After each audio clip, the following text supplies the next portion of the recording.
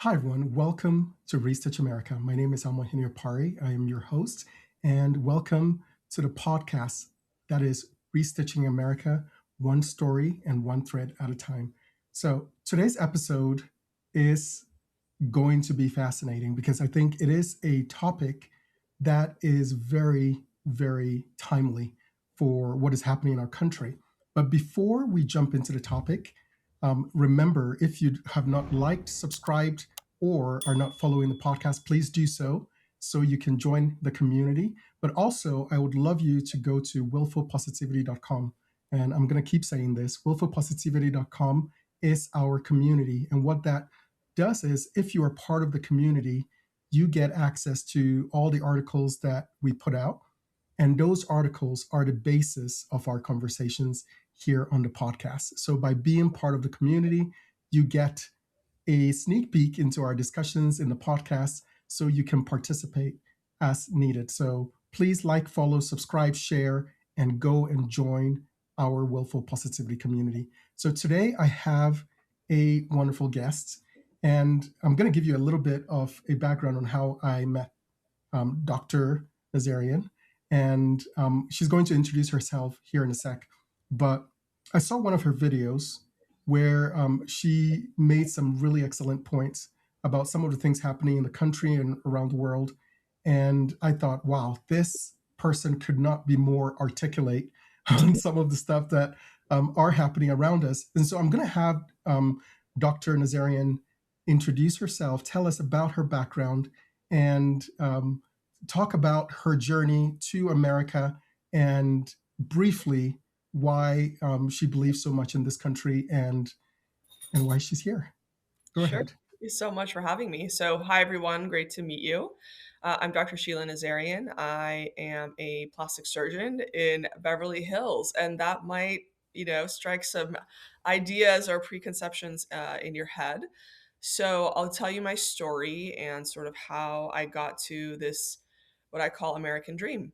Uh, I was born in New York on vacation. My mom was 9 months pregnant, and then she went back to Iran, and that was 1979. So that was the year the revolution started, where the Shah was overthrown and the Islamist socialists took over. Uh, a year later, the Iran-Iraq War started, and there was bombs flying everywhere, very similar to what you see flying into Israel.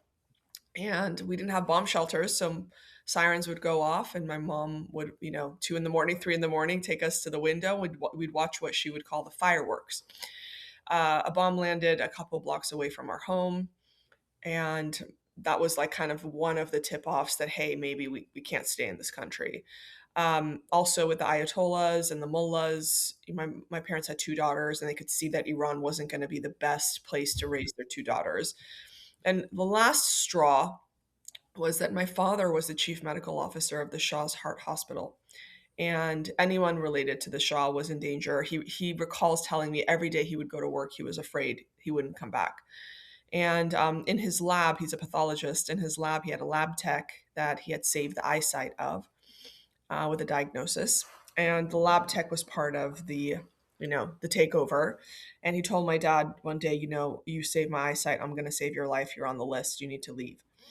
So my dad arranged to go to a medical conference in Vienna and left the passports of me, my mom, and my sister with the government because unlike border control in America, where you are preventing people from coming in Iran, if you were considered some sort of second class citizen or like the Jews, my family's Jewish, they wouldn't let you leave.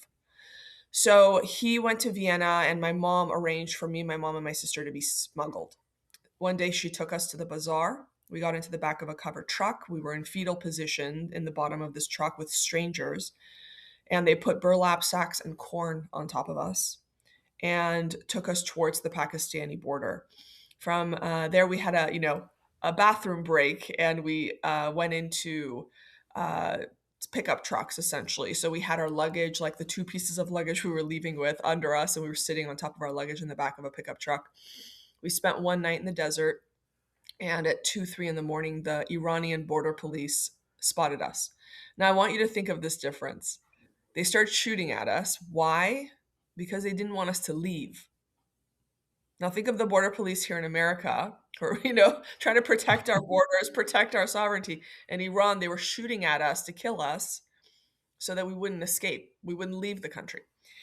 We were able to get away. The smugglers were very good drivers through the desert, and we spent 3 months in Pakistan. And we would play backgammon at night and play Persian music with the other people that were being smuggled out. And after 3 months, we were able to get visas to reunite with my father in Vienna. And then 3 months more in Vienna, finally got legal visas to emigrate to the United States. So that's my story. And that's the lens through which I see the world. And, here, coming from a mile away, I think the Persian Jews and Muslims and Baha'is that, escaped this red green alliance that happened within our lifetime, not our grandparents, not our great grandparents, this happened to us. We could see the same formula being used here in the United States to do the same thing and topple, you know, the democracies that we enjoy. Oh, thank you so much for sharing that. I talk about my 18-year journey to becoming American, and um, however, I can't put a candle to your story. We all have a story. We all I do. know, I know, and it's amazing how people who come here legally, Mhm. recognize one, the difficulty, but also the importance of maintaining that sovereignty, right? Well, it's And like anything, right? Let's say, your parents just bought you a bag. You're not gonna appreciate as much as if you had to go wash cars for 3 years to be able to get whatever it is that you wanted. You're gonna appreciate exactly, it more. Yeah, exactly, and unfortunately, I think what we are seeing in the world today, especially in America, is the devaluing of citizenship, right. right? The devaluing of what it means to be American. And it all stems from, I believe, this idea that all cultures are equally moral, or that all cultures deserve equal footing on the world stage, right? Right. And based Yes, on that louder. ideology, exactly. And so based on that ideology, people basically say, well, being American, and I think it was Barack Obama who said this. He Mhm. says American exceptionalism is the same as Ukrainian exceptionalism or German exceptionalism. And I remember as an immigrant, I wasn't a citizen at the time, but I was like, no, no. How many people, Are you know, dying to get into. Yeah. exactly? How many people are dying to become German? Like, where is that influx? Yes, they have accepted a lot of people into their country, but are those people wanting to be German? Are those people wanting to assimilate? Are those people actually trying to benefit I that think society? it brings up an interesting point. A lot of the Iranians that were involved with the Shah, like the leaders of his army, or they actually fled to Germany. And so now you're making me think in my head, the Iranians, wherever they go, they're very successful. One of the most successful, immigrant classes in America, Iranians.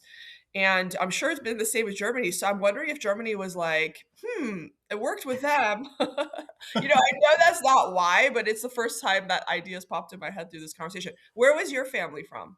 So I am originally from Ghana, Ghana. West Africa. And funny thing, I have a connection with you in this sense. So I landed for the first time in the US in 2003 Hmm. in Los Angeles. Mm. And one of the places I spent time in was in Westwood and Bel Air, Beverly Hills. Yep, you And just so I like my 5 mile radius of which I I know. And I did meet a lot of Iranians yes. while I was there. And so I learned a couple of things. So I know how to say shitori. I don't Good. know if that's. Very good. Very nice. um, so yeah, I have a little bit of a connection. And Usually it's bad words, so I'm proud of you. I did meet a lot of people. I know right in Westwood, there are lots of Iranian stores with the Yep. rugs. They sell a lot of rug stores over there. And so We I call met. it, tarantulus. Yeah. I met a man who actually, while I was in Los Angeles, I came to Los Angeles as Mhm, a missionary. mhm. Imagine that. And so, as a missionary, one of my things was to go door to door to talk to people. Yep. And in Beverly Hills, Bel Air, Westwood, the only door that I actually, in 4.5 months, that I was actually received into was the Mhm. home of an Iranian man.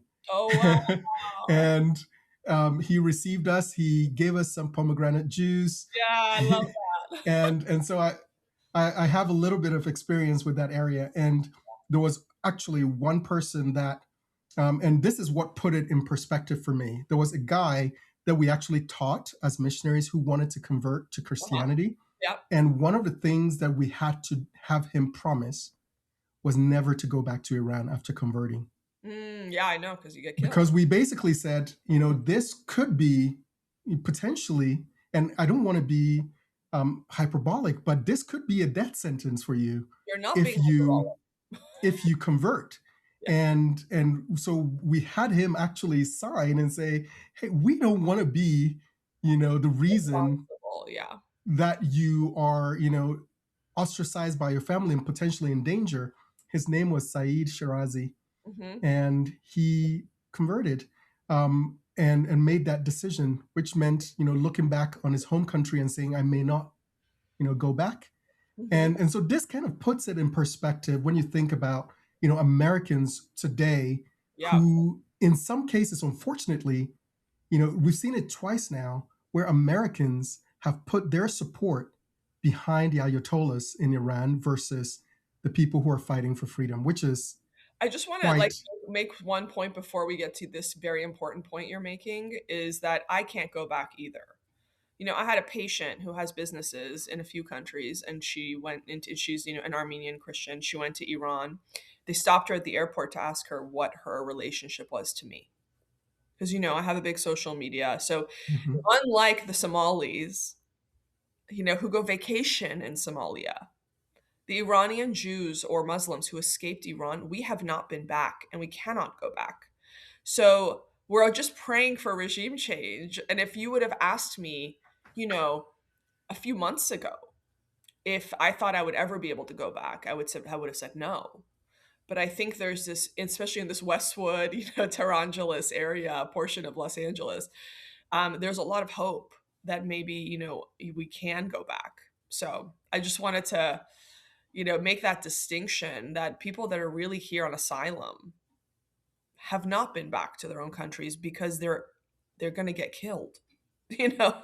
So That is, yeah, that is a perspective that I don't hear a lot at all.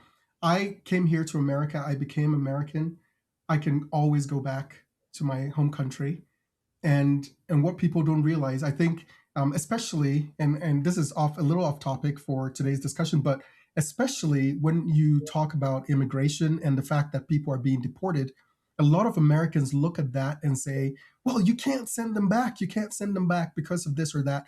But most people can go back to their right, countries. exactly, Most people can go back, and because of the skills, because of the things they've learned, because of what America has given them, when they go back to their countries, they stand out, right, right? They are able to stand out. And so it is not a lot of people, and I think the propaganda that is going around is sending someone back to their home country is such, you know, a disservice to them and to their safety and to their livelihoods and to, yes, it will be different, but there needs to be law and order, and there and needs to also the be a biggest thing that other process people don't for coming understand to is this country. that we're not the only country that enforces our borders. Like, every country enforces their borders. I mean, they might not be great at it, or there might be this, sinister power grab on the part of certain politicians, which I'm sure we'll talk about. But every country should enforce their borders. If you don't have a border, you don't have a country. Exactly. All right, so let's shift to our discussion for today. So, as we said in the beginning, we selected an article that I think resonates with Dr. Nazarian's background, and I wanted us to discuss this. So, the title of the article is Justice Needs Context. Justice Needs Context, and why accountability is not cruelty. So, the reason I wrote that article was because one of the most popular phrases that you hear at any leftist march is this phrase, no justice, no peace, Right. right? And we hear that over and over again. I've been here for 22 years. every single protest that has ever happened that were led by leftists, they would chant no justice, no peace. Hmm. And I thought about it for a second and thought, what does justice actually look like? What does justice fully implemented look like? Everybody claims to want justice, and yet when justice starts to come down, people call it cruelty. Mm, And today, what is happening in a country, especially with ICE, is everybody claiming that ICE is doing something that is unjust. right. And I wanted to have that conversation. So, in the article, one of the things I said was justice is not a vibe, it's not a feeling or a slogan. Justice is a system of moral accounting that is rooted in truth, responsibility, and consequence. So, my first question to you is why do you think justice has been reduced to slogans and not what it really means in our discourse? Because it serves the purpose that is truly behind why these people are chanting it. And I think the people actually chanting it, by the way, I think some of them are actually corrupt and using other people, the majority of people who are I call useful idiots, and I don't say it in a mean way. I really think they're useful idiots, and I think there has been a dumbing down of America, to be honest with you. Poor education system, poor, no dinner table discussions with your parents, just a lack of intelligence in general from I would say 20 years ago till now. I see a big change. So I think they're using these very flowery slogans like no justice, no peace, equity, inclusion. It's the same thing that happened in Iran. They would say, I think Iran invented intersectionality, I swear, because it was the Communist Party of America, I mean, of Iran, joining forces with the Islamists. And what the Islamists do is they latch on to any leftist cause and say, and project whatever it is that they want them to also chant at the same time. So in Iran they would say, why is the Shah living in a castle while there's homeless people on the street? It's not equity. Sound familiar? Or Kamala Harris's slogan was joy. That was the same slogan in Iran of the Islamist communists: joy, we want joy. So they're literally copy paste. And it also started on the college campuses. And you know what the Islamists did as soon as, they got into power with these kids on college campuses marching? They killed all those kids. They didn't need them anymore. Okay? So I don't think that they even know what justice means. Justice just sounds good, and it's going to, in the case of these immigration marches, it's going to allow the immigrants to come in to vote left and they can keep power. I'm convinced if voter fraud didn't exist, and if they weren't cheating, I'm convinced 70% of America is Republican. Like, I don't know. I have a feeling, you know what I mean? And they keep seeing like, oh, ballot harvesting happened in this abandoned building. Ballot harvesting happened with these dead people. That who's Mhm. who's filling in their votes, right? So I'm just like, common sense, um, individualism, entrepreneurship, creativity. These are the pillars of America, and nourishing those things. And most Americans are allergic to what's been happening. It's just not America. It's not our mores. It's not our culture. It's not our, as you say, vibe. It's not our hashtag. And so I think all of these, social media vibes and hashtags are imported. I think they're being funded by somebody. I think they're using funding of our college campuses to hire professors who are propagating this into the minds of our young people, which is the same thing they did in Iran. And I think they know that they can't defeat America with guns and warships. And so they're doing it by subverting the minds of our young people through college campuses and social media. And the way they're able to do that is by using what I call emotional vehicles, right? Flowery words, I call it, but emotional Exactly. vehicles, even better. Emotional vehicles, because the way that you get an unpopular opinion across a chasm is you have a chasm, which I would say the chasm of logic, and Oh, I you love need it. to you need I to love it. transcend that chasm of logic, And you do it with and emotion. the way you do that, you can use an emotional vehicle which bypasses critical thinking and allows people to get to the other side of any argument without actually understanding the import of the things they're saying. So, for instance, we had the New York mayor on his inaugural speech saying that we want to, let go of the frigidity of rugged individualism for the warmth of collectivism, right? Right. And people clap to that, Yep. right? The warmth of collectivism. Like there's going to be warmth It in sounds so warm and cozy, cuddly. sounds so cozy. Yeah, And yet, a critical thinking mind, all they have to do is to look at the same narratives, what outcomes those narratives have created for millions and millions of people. Recently, I've been reading The Naked Communist by W. Cleon Skousen, and I believe every American needs to read this. I believe we need to actually teach this in schools.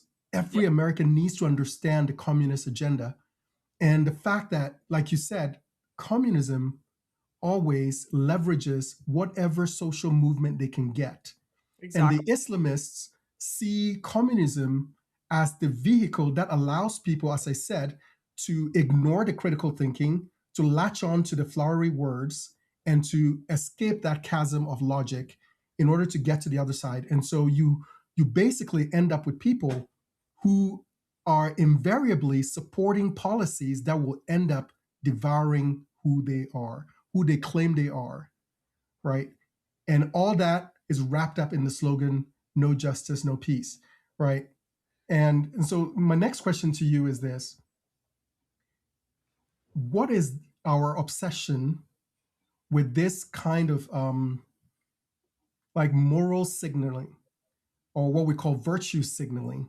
Right. Because when people talk about no justice, no peace, they're actually not saying that we need to actually punish people for the things that they do, like bring justice to those who have been harmed by the crimes of others.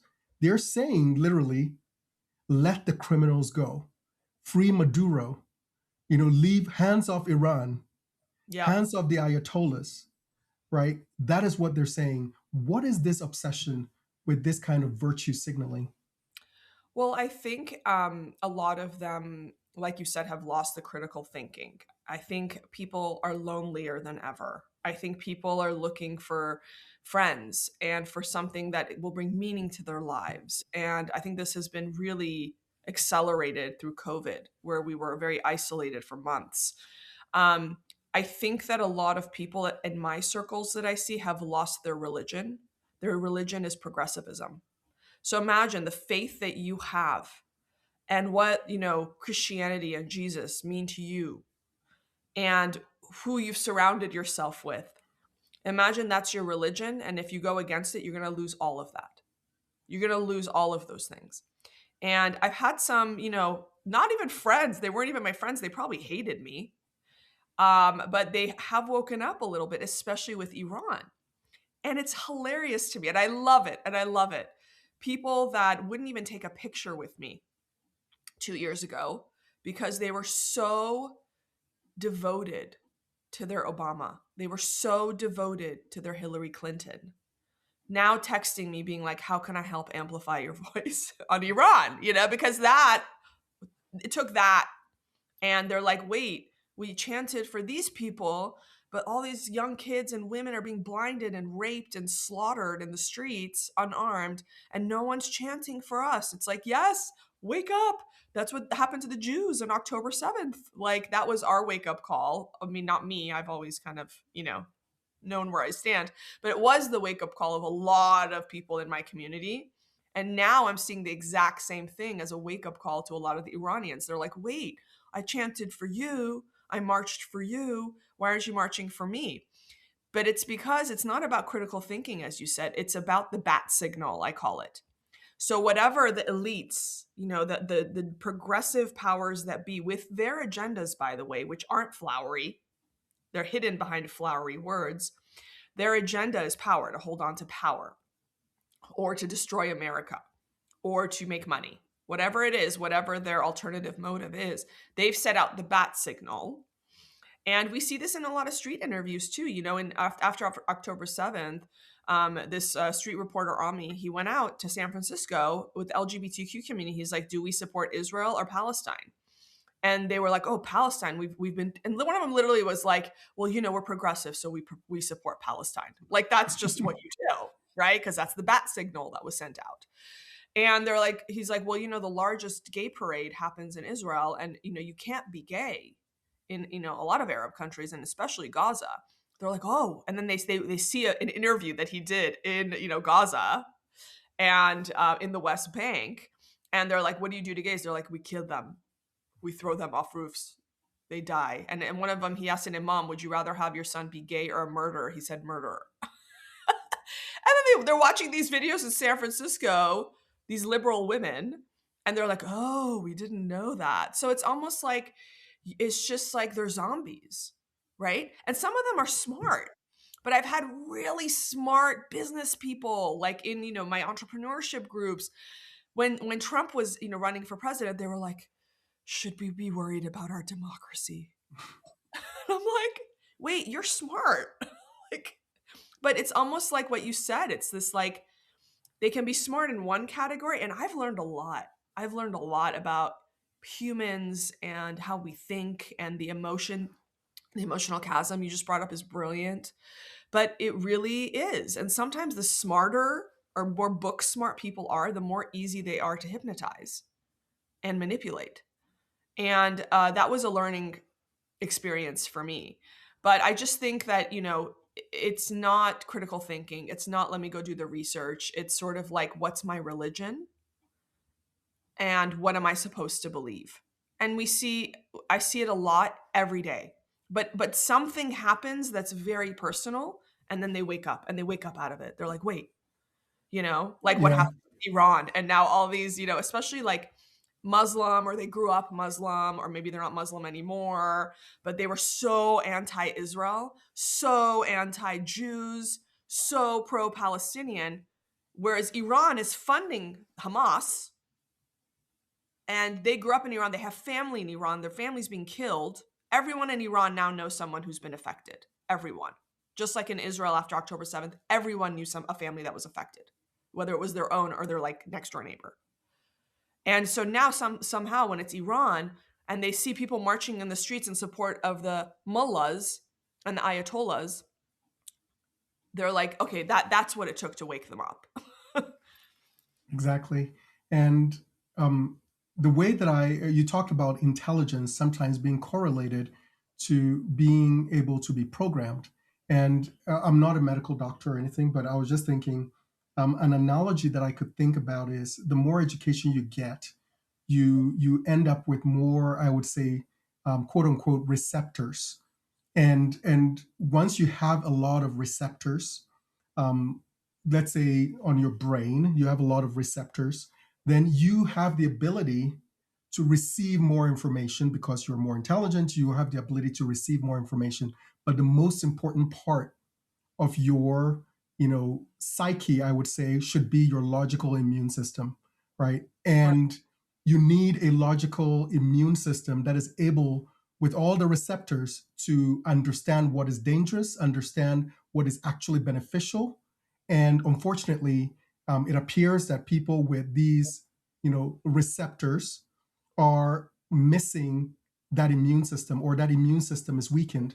And I think one of the reasons why that immune system is weakened and how it gets weakened is through what we've called the flowery language of emotional speak, right? And that is how they're able to get to the core of their psyche without passing through their appropriate checks and balances in their logical thinking. What I was thinking more, instead of that applying to like those people like me, I've had to get straight A's. I've had to be at the top of my class since I was in elementary school in order to become a plastic surgeon.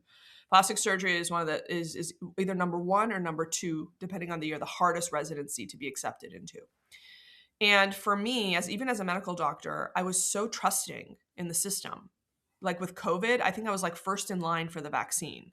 I pushed my father ahead of me, even though he wasn't, on the list to be vaccinated that day. I pushed him in front of me, in this very heroic thing so he would get vaccinated before I did. I was so trusting as a medical doctor.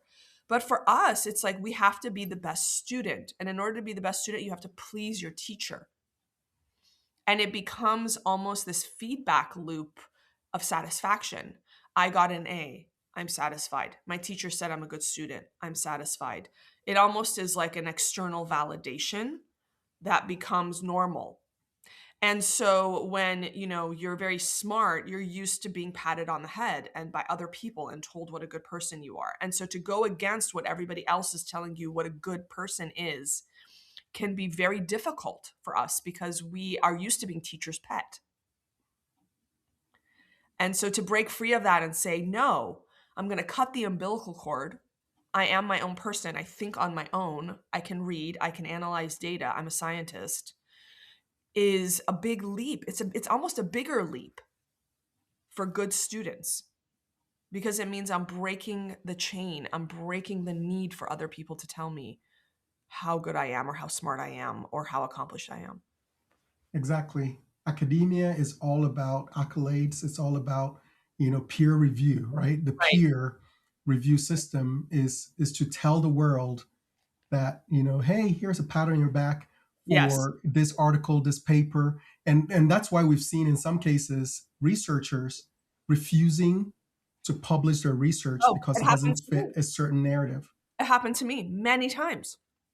I had one of my assistants and I wrote a complete analysis of every article, everything that's come out about gender transition in children. And why all of these liberal European countries, even the Netherlands that pioneered this work, abandoned it after 14 years and long-term data. We did a whole literature review. I can't get it published. Nobody wants to touch it. Like, since when did science become political? I mean, I know it has been, but it shouldn't be. Science is about truth. Science is about questioning everything. When we would question, this vaccine or like, COVID's not a vaccine. The flu's not a vaccine. You could still get the flu. Whereas polio, you get vaccinated, you're not going to get polio. That's a vaccine. So you can question anything in science. Nothing is sacred in science. You're supposed to question it. But when we did, in California, they passed a law that if you question the COVID vaccine, they could take your license away. A judge, it got signed. A judge had to say, no, this can't go through. This is not constitutional. But it got Seriously.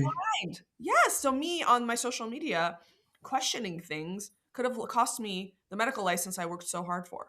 Only because I was questioning science like you're supposed to question science. Are you telling me there's no such thing as settled science?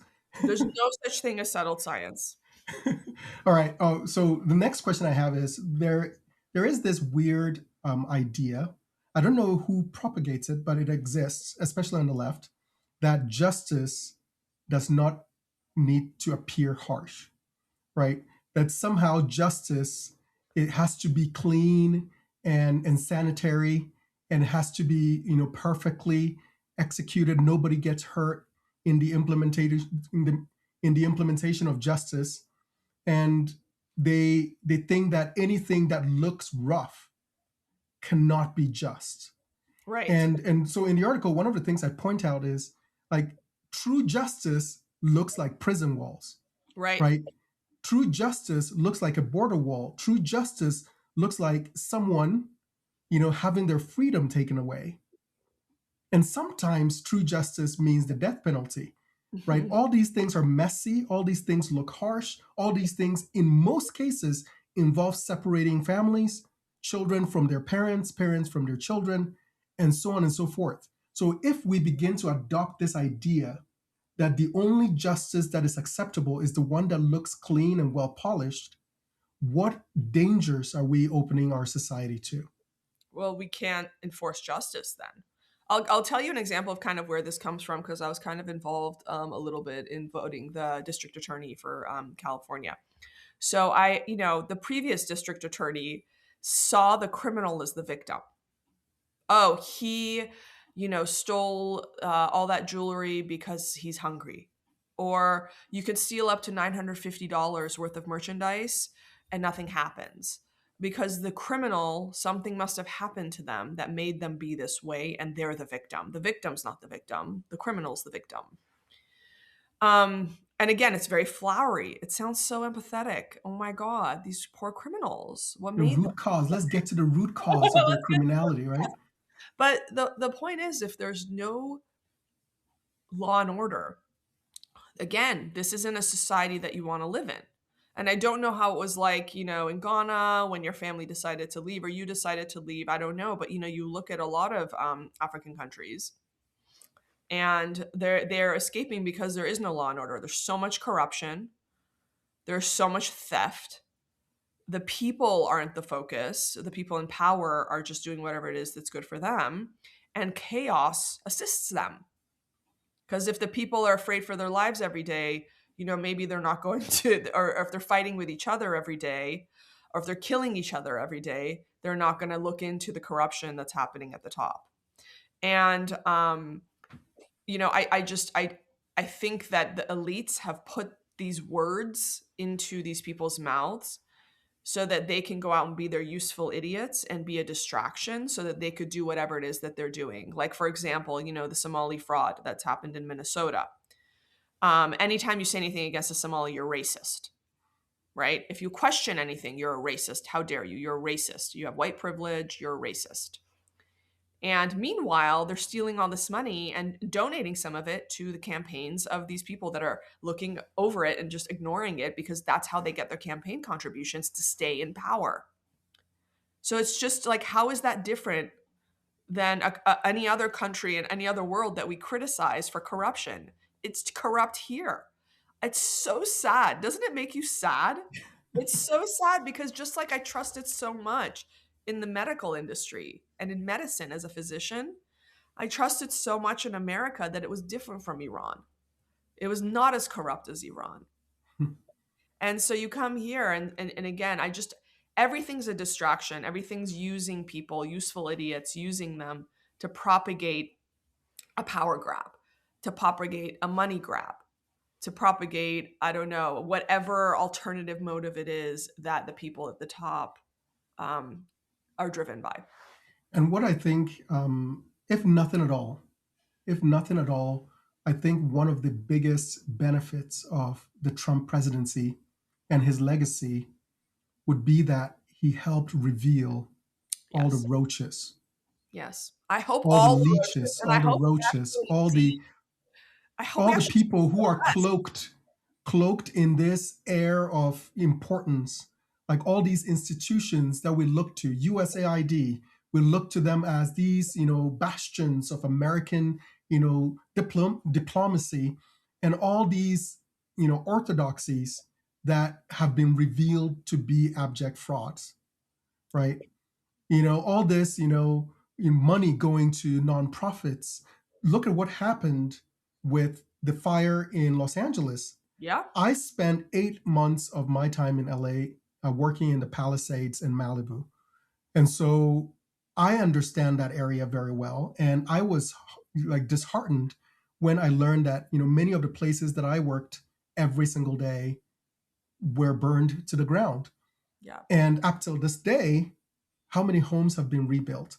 They raised $100 million, and they used those money in some cases to pad the pockets of nonprofits that have nothing to do with fire recovery. And some of this money never went to the victims.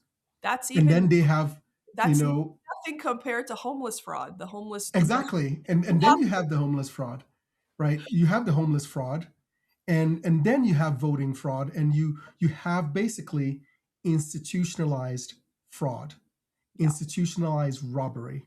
Yep. And they are able to hide all these things by claiming that any quest for justice is cruelty, Right. right? Any quest for justice and accountability is rooted in hate. And so Yep. they will tell us, oh, you just hate people who don't look like you. You Right. just hate people from Somalia. You just hate people, who are downtrodden. You only care about those who are rich. And yet the people who are most affected by the malfeasance, are the vulnerable people, Right. right? Those are the people who are most affected. 100%. And so I know this conversation has been interesting. Before we realized we would have hours and hours of speech, but I want to ask this question: why is it that people have this kind of visceral reaction to discipline? Just, hey, person committed a crime, they need to pay for their crime, and unfortunately, in many cases, that includes things like separating them from their family.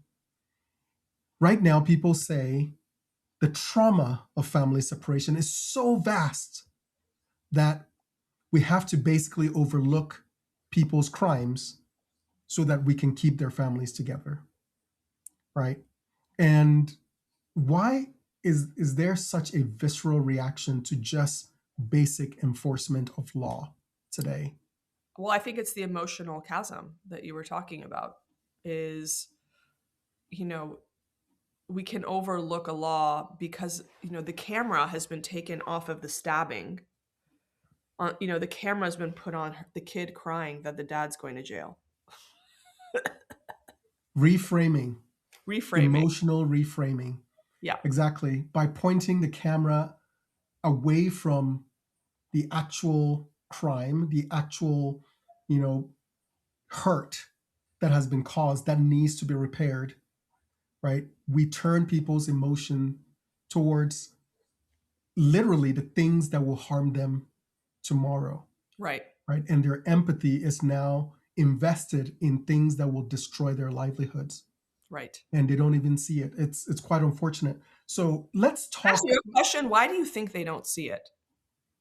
I think for a lot of people, I don't subscribe to the idea that most of these people are evil people. I don't I either. Oh, I subscribe to don't the either. idea that a lot of people, and I think this is something that America as a country suffers. America has a history that is peppered with injustice, Yes. right? We have a history that had people treated as second class citizens, and I think there are people who genuinely feel that because of that history, Right. we have no moral high ground to stand on, Got it. right? And Yeah. because they believe that we don't have a moral high ground, they have a very high tolerance for people doing the wrong thing, because they will say, well, Well, we who did are wrong we? too. Exactly. Who Okay, are got it. we to Yeah. judge them? Who are we to say, look at our history? Who are Yeah. we to say, Venezuela was being oppressed by Maduro? Who are we to say these things?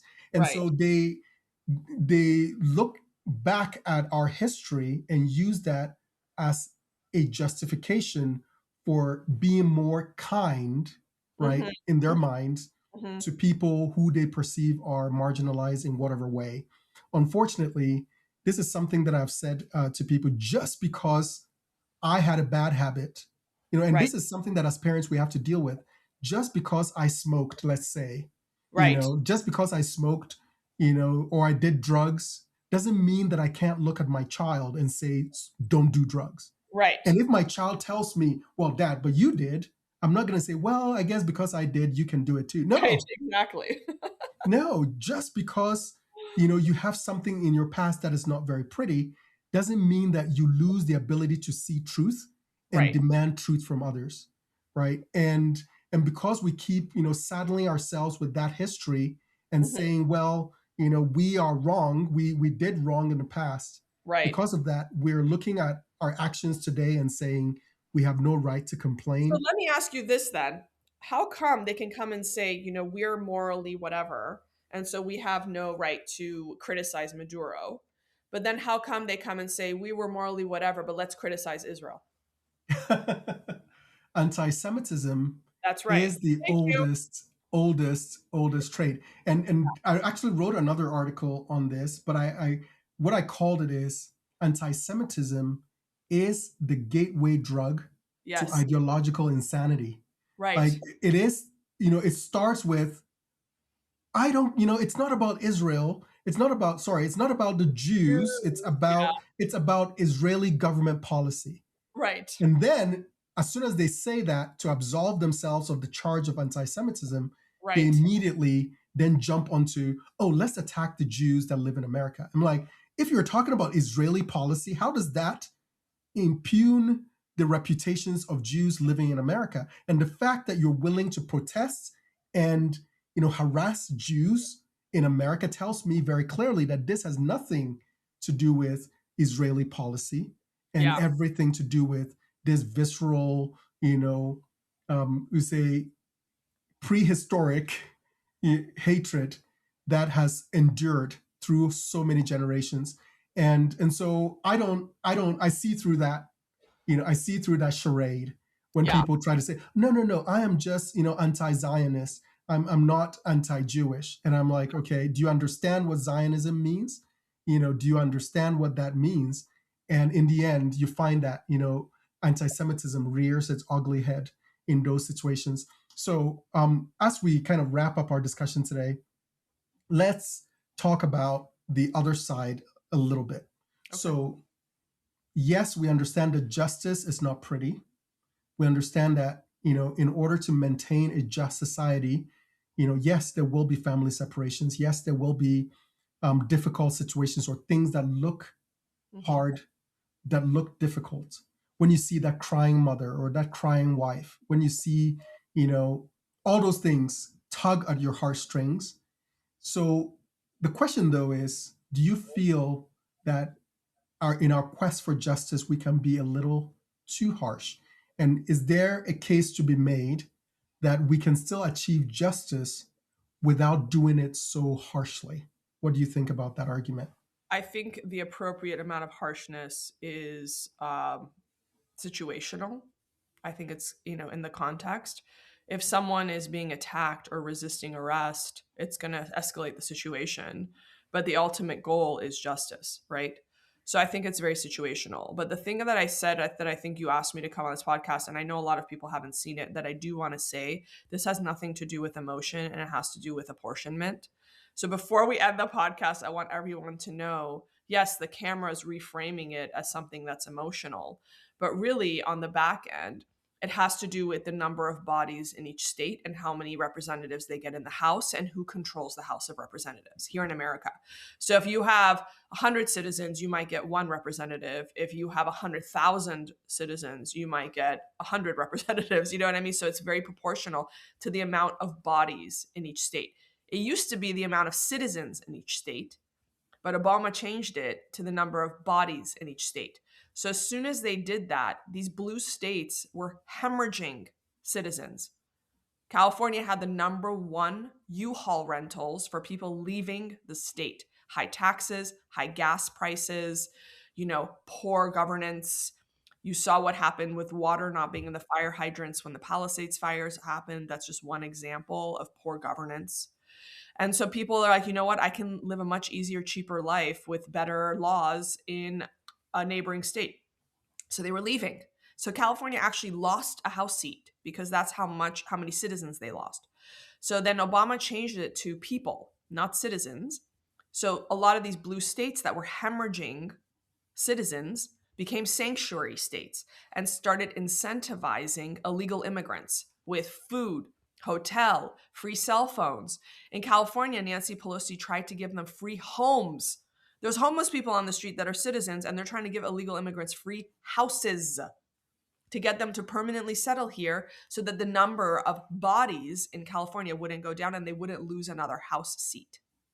So all these sanctuary blue states that are so empathetic and we're a sanctuary state and we love our neighbor. No, you're just trying to not lose a House seat and not lose power in the House of Representatives. And I want everyone to hear that. So again, facts cloaked in emotion, reframing of what actually is happening into something emotional to help you leap logic with an emotional rainbow.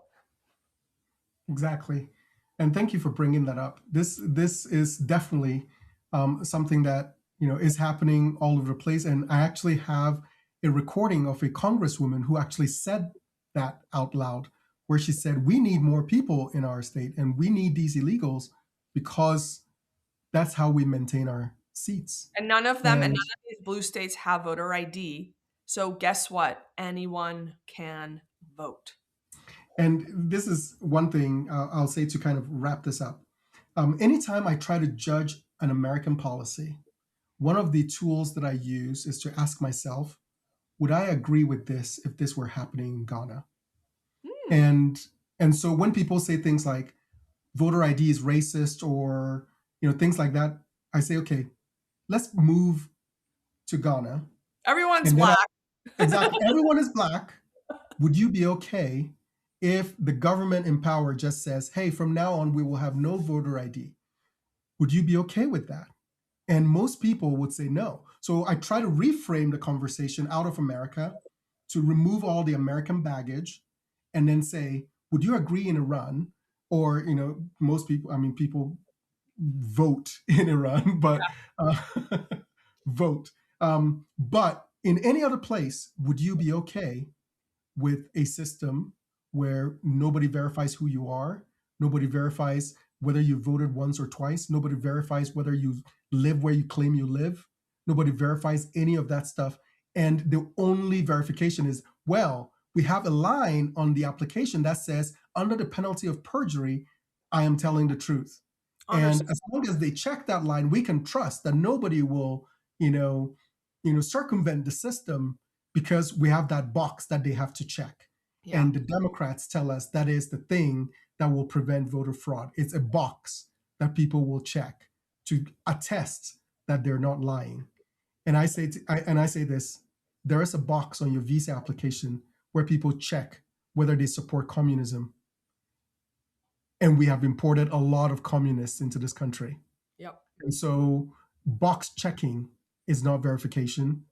And justice demands that things be made right. And the only way you can make things right in many cases is to put consequences on the people perpetrating the crimes. And yes, I think America has to grow a backbone.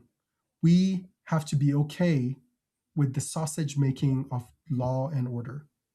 Now, I am not saying that I condone illegal behavior of law enforcement. Right. I do not condone excessive force.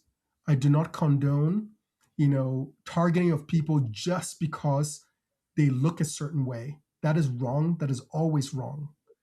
But I think that a lot of these cases are being exacerbated because people, leaders in these communities, have become obstacles to law enforcement. And instead of working with ICE, instead of working with the federal government to Right. identify the people who have offended the law, to remove them safely, or to encourage those people, take the $2,600 that the government is offering right now, take it and go and return legally. Instead of encouraging people to do so, they have decided, as you said before, to point their cameras at the crying children so that they can hide the perpetrator of the crime from the mass, from the mass. I want to mention one thing, and you said you don't like it when people, because they look a certain way, are questioned or are targeted. After 9/11, the Twin Towers being hit, every time I would go to the airport, they would open my luggage. And I learned not to put my underwear on the top because that became embarrassing. But I was targeted because of the way I look and my last name. And you know what? I loved it. Keep my country safe. If you targeting me, target everyone who looks like me, keep us safe. Open mind. I don't mind. I'll put an extra 20 minutes in my airport TSA, timing so that you can open my luggage and keep America safe. Small sacrifice for me to make. So I'm sorry, I disagree. If people are here legally and they really care about law and order and they care about this country's safety, I if it was me, I wouldn't mind being questioned. And it was me. It was me after 9/11, and I was fine with it. This is how I would frame it. I would say it this way: um, Americans need to understand the law. And the reason I say that is, as immigrants, you are required to carry your documents, your proof of lawful presence in the US. You are required by law to carry it with you. It is an actual code in the criminal code that if you're not carrying it with you, it is a misdemeanor. There you And go. and so that is the law. Yeah. And so if you are an immigrant, you need, especially in a time where enforcement is high, you need to follow the law, carry your documents with you, so that when you are asked, you can very easily say, here's my green card, Right. here's my passport, and you're on your way. But when you refuse to cooperate, when you refuse, or when you are harboring other people who are illegal, then you're putting yourself in a position that can create an escalating situation, Yeah. right? And so follow the law and accept the fact that justice does not always look pretty. That is the message to Americans. Justice, if you want justice, if you want safety, you have to grow a spine and allow those who are seeking that safety to do their work. All right. Amen. All right. So, Dr. Nazarian, thank you so much for joining us on our podcast today. And how can people find you if they want to connect and Um, support on you? um, on X, I'm Dr. Nazarian, Doctor spelled out, and on Instagram, which is my biggest following, I'm at Dr. Sheila Nazarian, and I have about 10 Instagrams that show surgery and spa treatments and all of that. But I knew I had to separate out the politics because people following me probably don't want to see a live tummy tuck while they're eating. So I had to separate them out, but where I share my ideas is mostly on Instagram at Dr. Sheila Nazarian. Thank you so much for joining us. And as always, everyone, remember to like, follow, subscribe, share this podcast, and have these conversations at home with your families. These are really important conversations. And once again, please go to willfulpositivity.com. That's our community. Go join. Our next episode is going to be based on one other article I wrote. So go join, read the articles. It's free to join. So there's nothing stopping you. So go join and support the work that we're doing. And we hope to see you all next week. I'm joining now.